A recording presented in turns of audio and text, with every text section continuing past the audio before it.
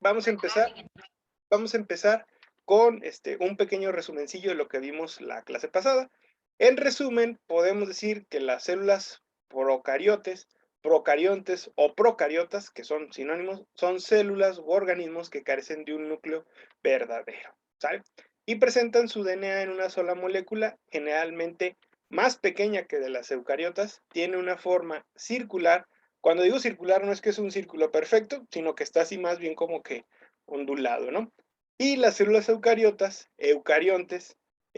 son aquellas que tienen un núcleo verdadero con cromosomas bien definidos, delimitados por una membrana nuclear y que presentan otras estructuras, que se les conoce también como el sistema de endomembranas, que están delimitadas, por organelos, que son las mitocondrias, el retículo endoplásmico, el aparato de Golgi, etc., etc., etc., ¿vale? Entonces, vamos a ver cuáles son estos organelos y más o menos, pues, qué función tienen, ¿no? Entonces, aquí tenemos la clásica lámina que seguramente a lo mejor a ustedes todavía les tocó, que les decían allí en la primaria, en la secundaria, consígase una lámina de la célula, dibújela y póngale todas sus partes. Entonces, esta es esa clásica lámina. Entonces, aquí es algo muy importante porque hasta que yo no llegué a la licenciatura, yo pensé que todas las células del mundo eran así, pero no, lo que estamos viendo en esas láminas es una célula ideal.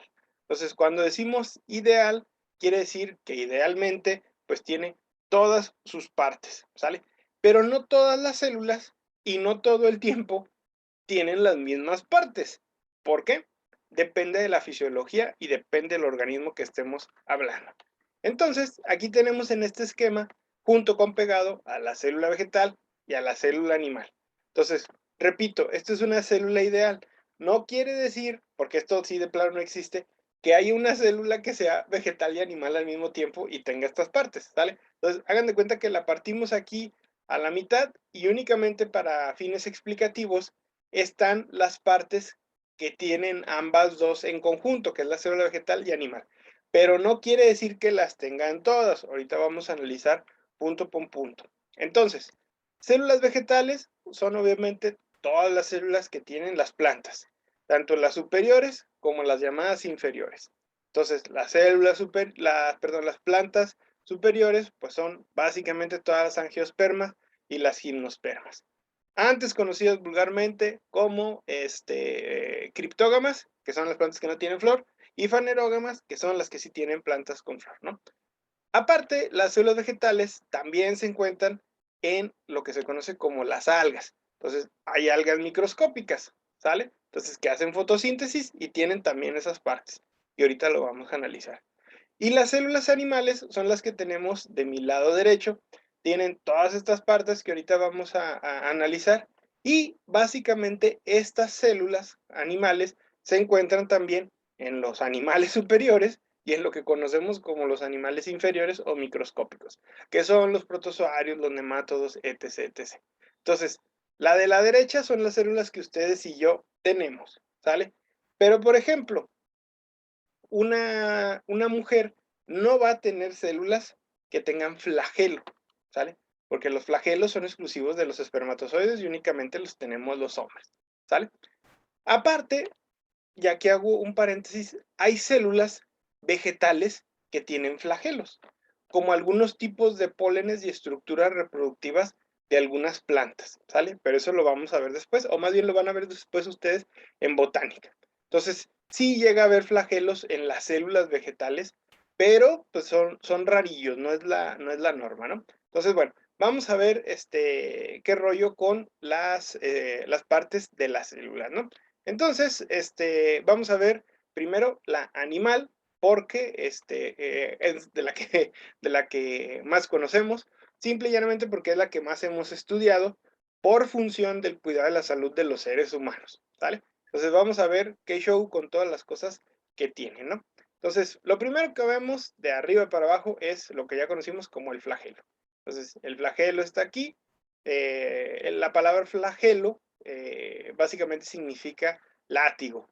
Y de hecho es una palabra que viene hasta en la Biblia, ¿no? El flagelar es indicativo de pegarle a alguien con un látigo o de maltratar a una persona mediante tortura. Entonces no es una palabra muy bonita, pero viene en la Biblia, ¿no? Data desde hace mucho tiempo, ¿no? Luego tenemos aquí el núcleo.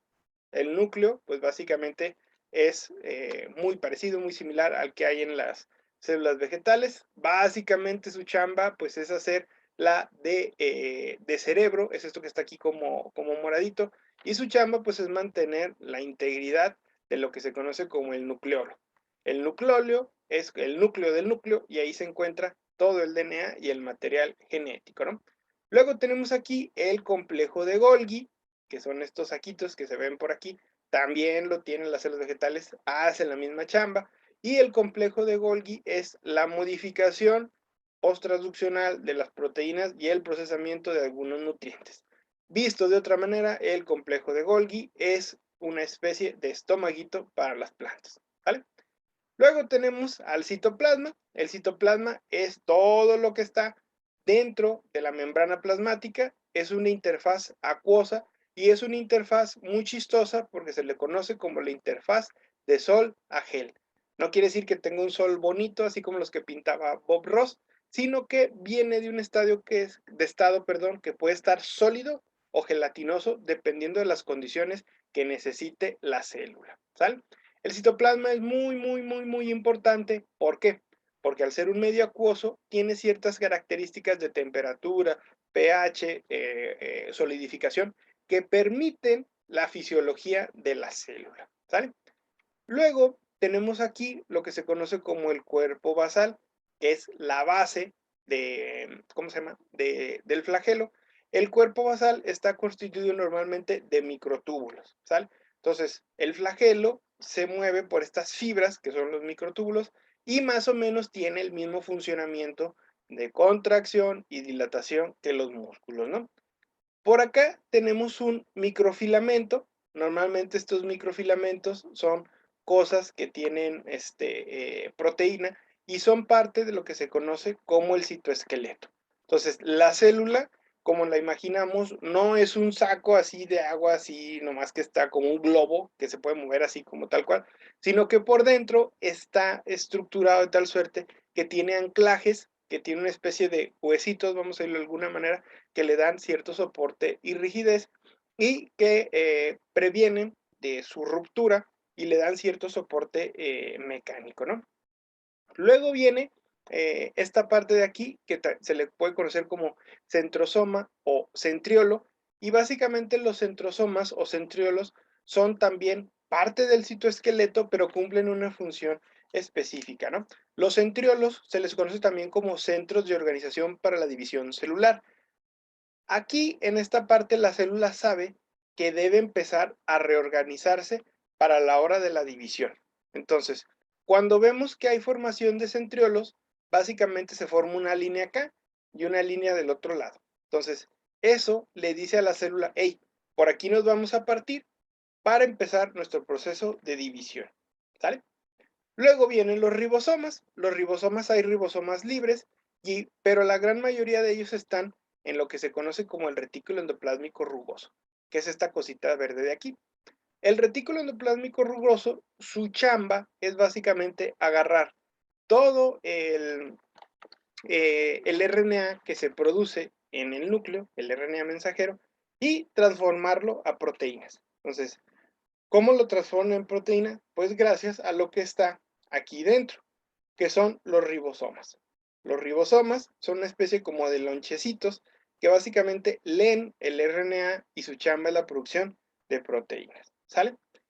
Luego tenemos otra estructura aquí que anda libre, son básicamente también saquitos pequeñitos, también parte del sistema endomembrana, que se les conoce como peroxisomas, ¿sale? Los peroxisomas cumplen una función muy específica en el metabolismo, porque los peroxisomas engloban una serie de enzimas que son líticas o digestivas. En este caso, enzimas como la peroxidasa. Súper importantes. ¿Por qué? Porque las peroxidasas previenen el daño celular por los radicales libres al destruir los compuestos que tengan peróxido. ¿Como cuáles? Como el peróxido de hidrógeno.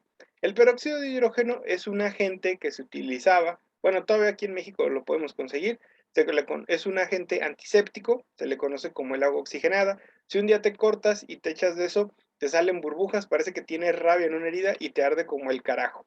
Ya no se utiliza mucho porque se ha comprobado que su uso crónico puede ocasionar cáncer. La Organización Mundial de la Salud lo prohibió, pero aquí en México nos vale madre todo eso y lo usamos hasta para pintarnos el pelo, se utiliza para la decoloración en tratamientos capilares, etcétera, etcétera, ¿no? Entonces, no sé si por ahí han oído hablar, pues no sé, que una mujer se pinta el pelo de güero y le gritan, pues, güera oxigenada. Entonces, ¿por qué? Porque utilizó peróxido de hidrógeno o agua oxigenada para desteñirse el cabello, ¿no? Pues lo cual es muy agresivo para los folículos y ha habido casos donde la gente abusa de la concentración de este químico y se queda pelón o pelona. Entonces, la recomendación pues es que no se pinten el pelo por nada del mundo, ¿no?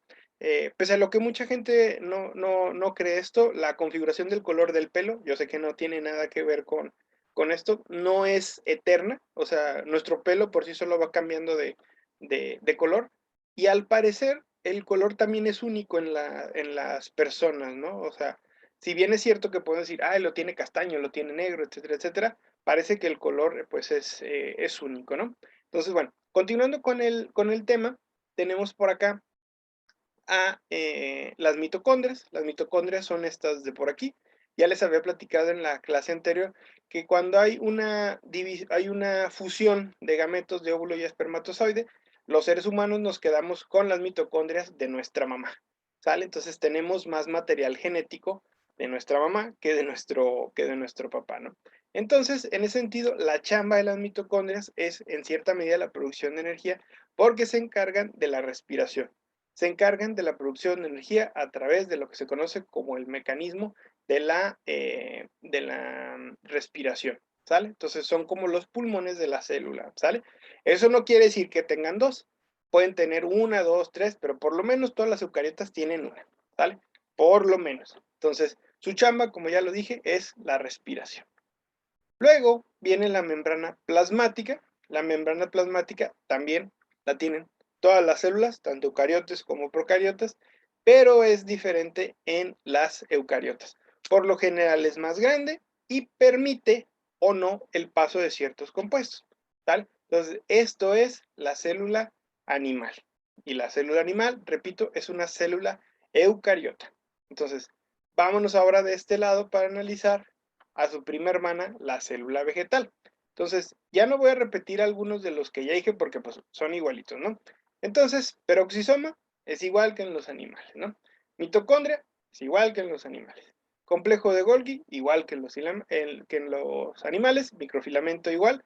Y ojo, aquí aparece una nueva, la vacuola, ¿sale? La vacuola, súper, súper, súper, súper importante, se encuentra presente en prácticamente todas las células vegetales, ¿no? La vacuola, pues es básicamente la responsable de que las plantitas puedan tener un almacén de agua. Y aparte pueden modificar esta vacuola para almacenar otras sustancias de reserva, como fotosintatos, principalmente glucosa, algunos almidones, algunas vitaminas y minerales, etcétera, etcétera, etcétera, ¿no? Entonces, de ahí su importancia. Hay algunos protozoarios que pueden tener vacuolas, ¿no? ¿Como cuáles? Las llamadas euglenas y algunos paramecios. Entonces, euglenas y paramecios son la excepción a la regla porque ni son planta ni son animal. Llegan a tener características ahí como que de las dos, ¿no? Luego tenemos a los microtúbulos, que son iguales a los otros, citoplasma, iguales a los otros, ribosoma, a todos los anteriores. ¿Y qué dijeron? Ya me brinqué uno, no, estaba viendo a ver si ponían atención. Aquí están los cloroplastos. Los cloroplastos son estas cositas, vistas al microscopio, parecen mucho a las mitocondrias, pero por lo general son un poquito más grandes, ¿no? Los cloroplastos son responsables de la composición química de la atmósfera y son responsables de que ustedes y yo estemos vivos, porque gracias a este organelo las plantas pueden realizar la fotosíntesis. Los cloroplastos tienen adentro algo que se conoce como la filigrana, y los filigranas está compuesto de grana, y las granas están compuestas de tilacoides. Y dentro de los tilacoides, que son estos pequeños como saquitos que se ven aquí, se encuentra el pigmento, o uno de los pigmentos más maravillosos de toda la vida, que es la clorofila. Entonces, si se fijan aquí y en todos los esquemas siempre los van a ver pintados de verde. ¿Por qué? Porque los cloroplastos son verdes debido a que tienen la clorofila. La clorofila es el pigmento que se encarga ¿de qué? Pues de realizar la fotosíntesis en las plantas. Entonces, la clorofila normalmente es un compuesto carbonado que tiene un núcleo metálico. Este núcleo metálico es el magnesio. Y el magnesio es responsable por la producción de la cadena de electrones que va a producir la energía al ser excitado por los fotones que se encuentran en la luz solar. Es decir, para que haya fotosíntesis, tiene que haber luz solar. Entonces, y si no me creen, han visto que el pasto no crece o las plantas no crecen donde hay pues una sombra. Sí hay plantas de sombra, pero necesitan que les dé la luz de alguna manera indirecta, ¿no? Entonces, pues gracias a los cloroplastos, que por lo menos tienen uno cada célula vegetal, pero sabemos que tienen más, y son súper más abundantes en algunas partes que en otras. ¿Por qué? ¿En dónde son más abundantes? En las hojas. Pero también hay plantas que realizan la fotosíntesis en la raíz en casos muy raros, pero también en el tallo, ¿sale? También tienen citoplasma, también tienen ribosoma, también tienen retículo endoplásmico liso, también tienen retículo endoplásmico rugoso, también tienen membrana plasmática y también tienen núcleo y núcleo. ¿Y qué dijeron? Ya me brinqué otra, pero no. Aquí está la otra cosa que las hace diferente de los animales, que es la pared celular. Entonces, la pared celular aquí se ve como verdecilla y esta pared pues es básicamente una cubierta extra a la membrana que le da más rigidez a las células vegetales. Tiene muchas funciones, la principal de ellas pues es evitar la pérdida de agua y darle soporte también a la célula. La pared celular normalmente está compuesta de celulosa. Entonces la celulosa es el polisacárido más abundante en el planeta. Y la celulosa pues ha servido para muchísimas cosas. La utilizamos para producir papel, tanto el papel que utilizan para sus cuadernos para hacer las tareas, como el papel de baño. Antiguamente pues impulsó a la industria del cine porque se extraía de las plantas, se le agregaba un grupo nitrogenado y teníamos nitrocelulosa, la cual servía para hacer pues las películas de cine. También se supo que era altamente inflamable y por eso ya no se usa, ¿no? Entonces la celulosa, pues digo, perdón, la pared celular pues permite que las plantas pues tengan cierta rigidez y que no pierdan agua con tanta facilidad, ¿no? Entonces, esto es el esquema de la célula ideal y analizamos las partes de la célula animal como vegetal. Entonces, repito, células vegetales y animales son células eucariotas que por lo general son más grandes que las células procariotas, que son las bacterias, y como pudieron apreciar, son muy complejas y tienen subestructuras que conocemos como organelos o el sistema de endomembranas que cumplen funciones muy específicas, ¿vale? Entonces, ahora, vamos a ver qué onda con las células procariotes. Entonces, aquí tenemos una célula procariote. Entonces, este es un procariote típico, no quiere decir que tenga todas estas partes, pero son partes que son exclusivas de las bacterias, ¿no? Entonces, vámonos de arriba hacia abajo, ¿no? Lo primero que tenemos son los flagelos, ¿sale? Pero estos flagelos no son iguales a los flagelos que vimos allá. Por lo general, las células animales tienen un solo flagelo, pero las bacterias pueden tener uno, dos, tres o más. Y no solamente los tienen de un lado, los pueden tener del otro lado, ¿sale? Aparte, molecularmente hablando, acá habíamos visto que los flagelos de las células animales tienen un cuerpo basal, pero las bacterias no lo tienen, ¿sale? Es pura proteína. Luego vamos a analizar las partes que tenemos por acá. Entonces ya vimos las de afuera, vamos a ver un poquito las de adentro, ¿no? Tenemos aquí esta cosita que es un plásmido o plasmidio. Es una estructura de DNA circular. No es un cromosoma como tal y anda por ahí nadando por toda la célula. Este DNA es muy importante porque por lo general le confiere superpoderes a las bacterias. ¿Cuáles superpoderes? Resistencia a metales pesados, la capacidad de degradar hidrocarburos, la resistencia a los antibióticos, etcétera, etcétera. Entonces, esta cosa anda por ahí nadando alegremente. Vamos a suponer que esta bacteria te causa una infección. Vamos a suponer que tú estás muy malo de la garganta y te recomiendo un antibiótico, tu médico. Entonces, ¿qué va a pasar? Esta bacteria empieza a producir las proteínas que le ayudan a resistir el antibiótico y por eso tú no te curas. Entonces tienes que aumentar la dosis o cambiar de medicamento. Y el médico te va a decir, tómese estas 3 pastillas por 8 horas durante 5 días. Pero como al segundo o tercer día ya te sientes bien, suspendes el tratamiento. Pero a la bacteria no le importa, ella solo quiere sobrevivir, no le interesa tu tratamiento ni que tú estés bien. Entonces, ¿qué dice? Activo de nuevo mi plásmido, produzco un chingo de proteínas, me protejo contra tu antibiótico y la próxima vez que me lo quieras dar, no me voy a morir porque ya tengo mis proteínas antibióticos. Entonces, ¿qué va a pasar? Pues que tú solito te estás generando una resistencia. Por eso es tan importante que le hagamos caso a los médicos y por eso es tan importante que cuando nos den un tratamiento lo cumplamos aunque ya nos sintamos bien, ¿vale? Porque si no, ¿qué va a suceder? Las bacterias se mueren sus poblaciones, pero no se mueren totalmente. Hay una que otra viva y esa una que otra viva, pues está generando la resistencia. Entonces, por eso hay que matarlas todas cumpliendo con el tratamiento, ¿no? Luego viene la región nuclear. Ojo, dice región nuclear, no dice núcleo, donde aquí está pues, todo su DNA enmarañado, ¿sale? Es un solo cromosoma. Tenemos por aquí la membrana plasmática, ¿sale? También tienen membrana, las bacterias. Tienen una pared celular. Normalmente esta pared celular que tenemos por aquí, pues está bastante chida. ¿Por qué? Porque les permite resistir alta temperatura, la desecación, etcétera, etcétera. Esta pared celular no está compuesta de celulosa como la de las plantas, está compuesta normalmente de carbohidratos, ¿sale? Y otros compuestos carbonados. Tienen también ribosomas, tienen que tener para la producción de proteínas, pero no están pegadas al retículo endoplásmico, ¿sale? Rugoso, todas andan por ahí nadando en el citoplasma, ¿sale? El citoplasma, pues, es la misma función que el de la célula anterior. También algunas tienen cápsula, algunas encapsulan. No todas las células células procariotas tienen cápsula, algunas sí. Luego tenemos otras cosas que son los cuerpos de inclusión, donde guardan sustancias de reserva o sustancias que le son tóxicas a la bacteria y lo que hace es que las engloba y ahí las tiene, ¿no? Ahí nadando, ¿no? Acá tenemos de nuevo este pequeño esquemita que nos muestra, si nosotros pudiéramos así como que rasurar la célula para que viéramos las partes, tiene membrana plasmática y tiene pared celular. Entonces, membrana y pared, todos los procariotas, ¿sale? Cápsula, solamente algunas.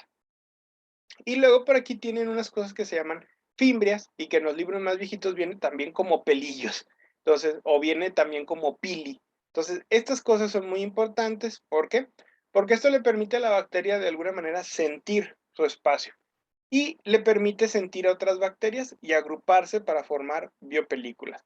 O le permite sentir algunas superficies para adherirse a ellas, como en el caso de las infecciones. ¿Sale?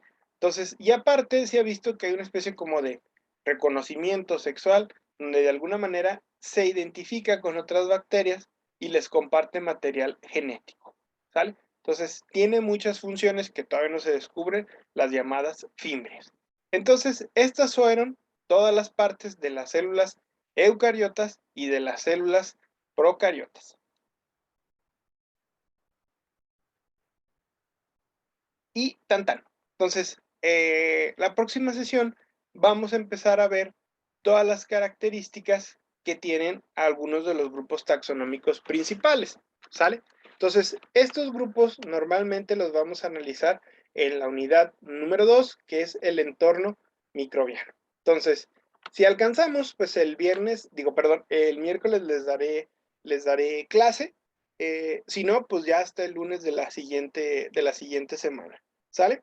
Entonces, no sé si hasta aquí tengan alguna duda, pregunta, comentario. Las fimbrias son lo mismo que los cilios. ¿Que los cilios? Ajá. Sí, sí, se puede decir que sí. Las fibras y los cilios son muy similares.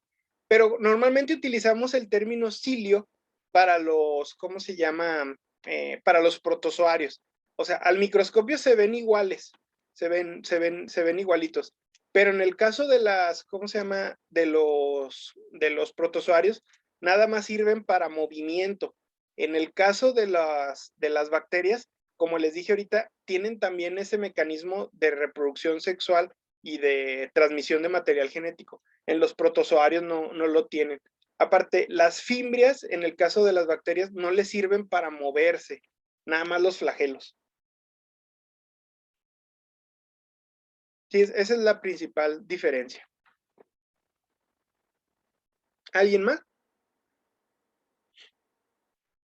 ¿Yo? Y de los flagelos de eucariontes y procariontes era que no tenían como que estructura los de procariontes, los flagelos. Sí, bueno, O sea, que no tenían así. son de pura proteína y los flagelos de los eucariotas son más grandes y más fuertes. Y aparte tienen una serie de configuración muy rara. Tienen una configuración de 9, le dicen. Tiene 9 tubitos de proteína, perdón, 7 y 2 al centro. Y en el caso de los procariotas no tienen esa conformación. Y aparte, el movimiento de los eucariotas es más, pues es que no sé si la palabra sea correcta, es más ordenado. ¿Por qué? No sé si han visto animaciones de cómo se mueve un espermatozoide.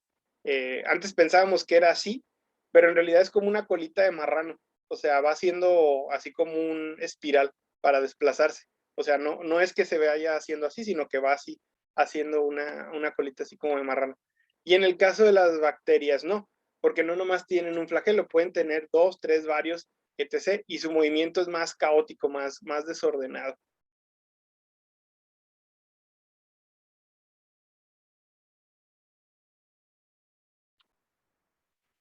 ¿Ya? Bueno, muy bien, chicos, nos vemos el miércoles. Si ya no los veo el miércoles, pues les deseo un lindo puente, que descansen mucho, disfruten bien, aprovechen para repasar el material, porque ya no tarda en venir el primer examen parcial. ¿Sale? Ok, chicos, cuídense mucho. Nos estamos viendo la próxima sesión. Chao, bye bye. Bye. Ay. Bye, Denny. Ya vi tu mensaje. Bye bye.